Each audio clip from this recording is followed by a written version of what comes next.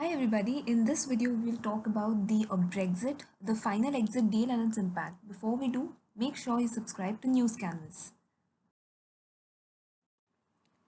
So Britain had officially left European Union as of Jan 2020 and it has become the first country to leave the 28 member bloc, that is the European Union. The UK stopped being a member of the EU after 31st January 2020. So basically European Union is an economic and political union that involves 28 countries and it allows free trade, which means goods can move between the member countries without any checks or extra charges. So the EU allows free movement of people to live and work in whichever country they choose. So now United Kingdom, the UK, joined EU in 1973 and now it will be the first member state to withdraw. So what happened was after the UK formally leaves the European Union, there is still a lot of talk and negotiation that was left to do. Because what needs to be agreed is the transition period is meant to give both the sides a breathing space while a new free trade agreement is negotiated.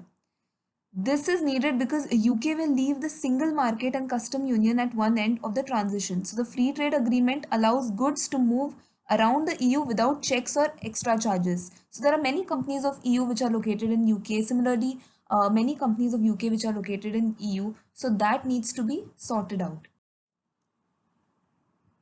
So what is this UK EU deal exactly? Before that, let's see what are the, apart from trade, what are the other aspects that will affect the future of this relationship that needs to be decided on. So there are other aspects like law enforcement, data sharing and security, aviation standards and safety, access to fishing waters, supply of electricity and gas, and licensing and regulation of medicines.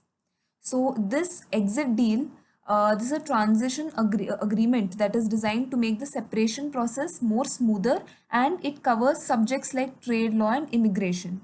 So it will give them more time to iron out all the details of their future relationship, including a possible free trade deal.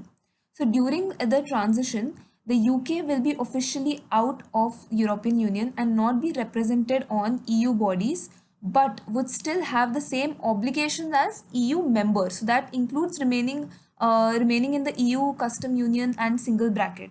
So contributing to the EU budget, etc.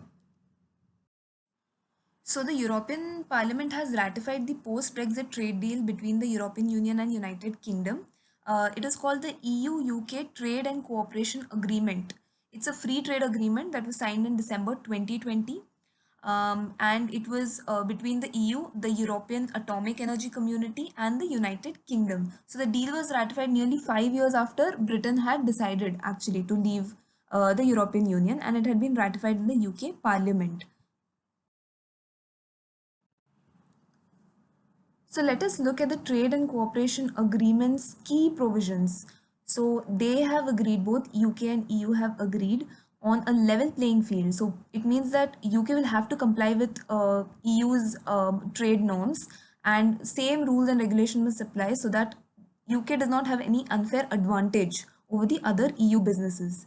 Secondly, the rules of governance. So this will dictate how any deal is enforced as well as the penalties that will be imposed if any one party violates the terms that have been mutually approved upon.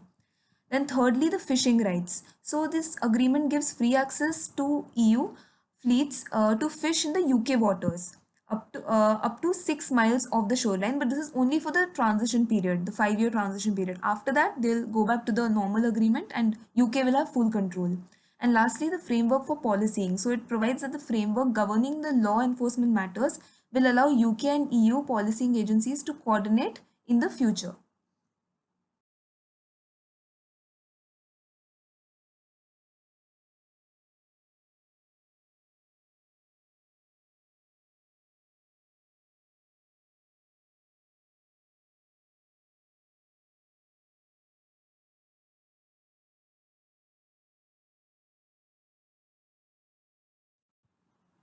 So that was all about Brexit and the new trade and cooperation agreement. If you like this video, make sure you hit the like button. Follow News Canvas on Facebook and Instagram. Thank you and have a great day.